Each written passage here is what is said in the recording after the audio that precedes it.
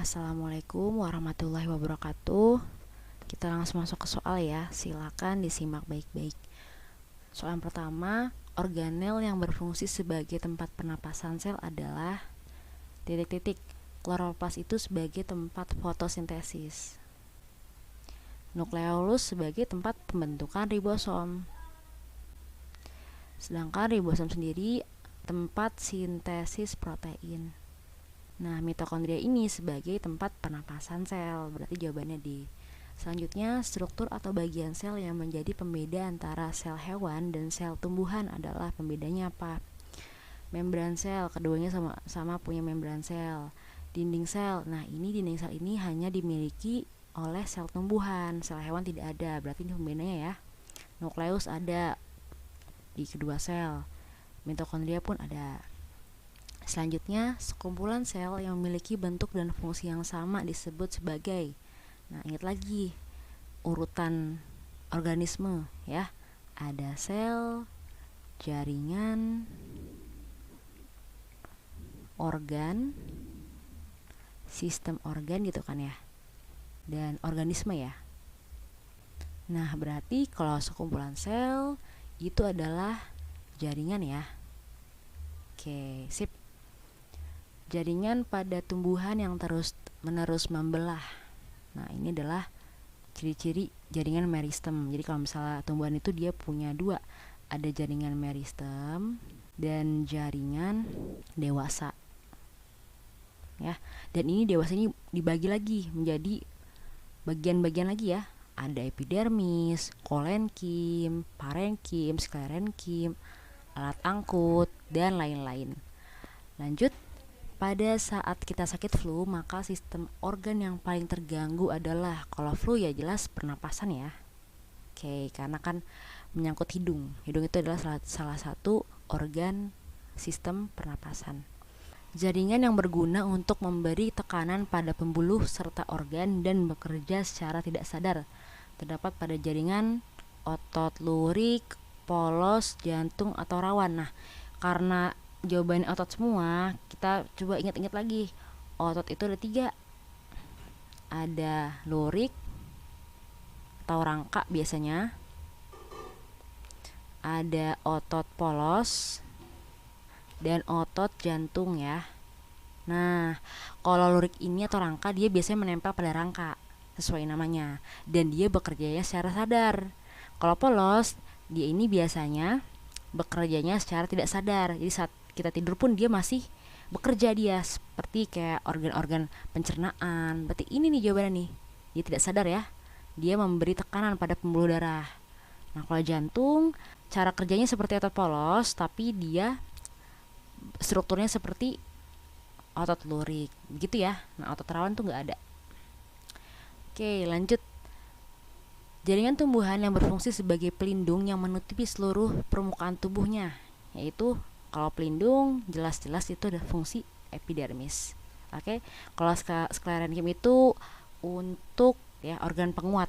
Kalau stomata untuk respirasi pada tumbuhan, parenkim untuk fotosintesis gitu. Tumbuhan mempunyai organ yang tidak begitu banyak. Organ pokok pada tumbuhan adalah artinya organ utamanya apa saja. Berarti kan akar, batang, daun ya, jelas ya, karena nggak semua tumbuhan itu punya bunga atau biji. Jadi ini bukan pokok seperti itu. Lanjut, organ yang menyusun sistem pencernaan. Kalau pencernaan, ingat lagi dari mulut, lalu kerongkongan, lalu lambung gitu ya. Usus halus dulu ya, usus besar, dan anus. Oke, berarti jawabannya adalah lambung. Oke, lanjut. Mekanisme paling penting bagi keberlangsungan proses kehidupan suatu ekosistem adalah, kalau kita pandang dari sudut keberlangsungan proses kehidupan, jelas-jelas yang penting itu adalah reproduksi ya, memperbanyak keturunan. Karena kalau misalnya nanti ada makhluk hidup yang tidak seimbang, nanti akan ada kelaparan, bahkan kepunahan. Seperti itu ya. Lanjut, komponen abiotik yang paling berperan dalam suplai energi bagi ekosistem adalah cahaya matahari. Oke, ini jelas. di bawah ini yang merupakan hubungan komensalisme. Nah, kalau misalnya simbiosis, ini kan simbiosis ya, interaksi antara dua makhluk hidup atau lebih. Simbiosis itu ada 3 ya. Mutualisme, ini adalah simbiosis yang saling menguntungkan. Yang kedua komensalisme, ini adalah simbiosis yang satu diuntungkan, yang satu tidak dirugikan dan tidak diuntungkan. Yang terakhir ada simbiosis parasitisme. Ini adalah simbiosis yang satu diuntungkan, yang satu dirugikan. Nah, berarti yang komensalisme apa? Yang satu untung, yang satu tidak diuntungkan, yang satu tidak dirugikan, netral. Kira-kira yang mana? Bunga dengan lebah. Nah, ini mutualisme. Ya, ini mutualisme. Pohon anggrek dengan pohon. Nah, ini baru dia komensalisme ya. Ini harusnya bunga anggrek ya, bukan pohon anggrek. Anggrek dapat tempat tinggal, tapi pohon juga tidak dirugikan dan tidak pula diuntungkan. Benalu dengan pohon. Nah, ini parasitisme. Karena benalu itu dia udah numpang terus menggerogoti pohon, maka pohonnya rugi. Yang dia juga demikian ya, parasit, karena nyamuk dengan manusia. Nyamuk mau makan darah, manusia bisa sakit, DBD gitu. Lanjut ya.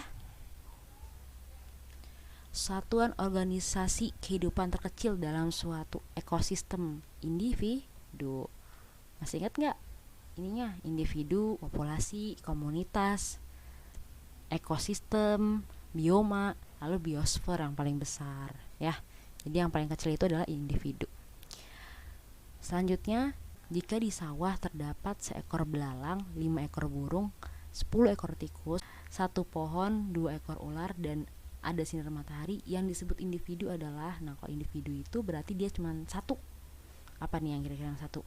Seekor belalang ya, seekor belalang, 1 pohon, ini adalah individu. Individu belalang dan individu pohon.